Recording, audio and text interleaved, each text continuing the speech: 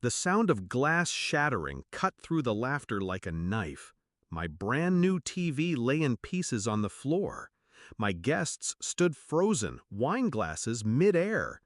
And in the center of the chaos, my sister's 3 feral children, still screaming, still running, still laughing as if destruction was their birthright.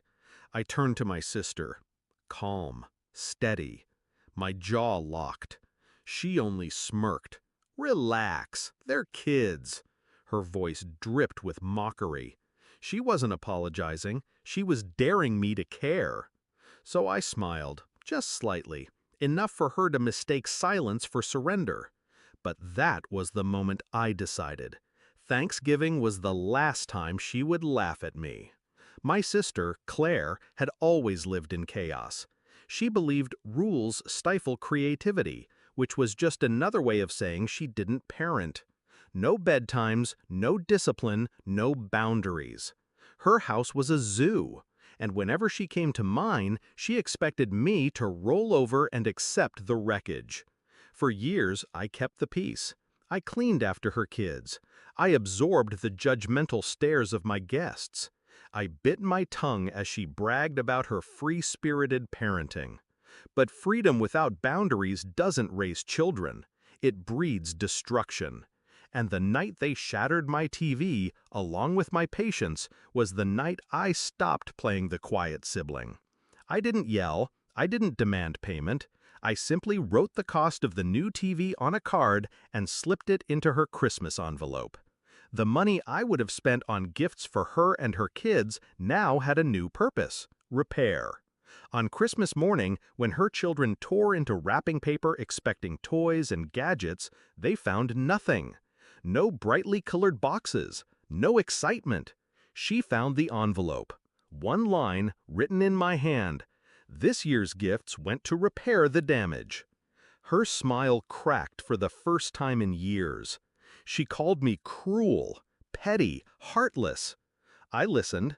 I let her words spill like venom. And then I asked the only question that mattered. Why should my money reward destruction? She didn't answer. She couldn't, because she knew. But that was just the beginning.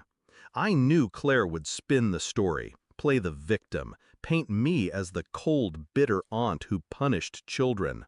So I made sure the truth traveled faster than her lies. I spoke to the family, calm, honest. I showed them photos of the broken TV. I reminded them of the rules I'd clearly stated: child-free dinner, respect the host, basic courtesy. Rules she chose to ignore. And for the first time, they didn't defend her. They'd all seen her chaos. They'd all watched her kids run wild. The narrative shifted. Not "Kira was cruel," but "Claire has lost control." By New Year's, invitations slowed for her. Friends who once tolerated her stopped including her.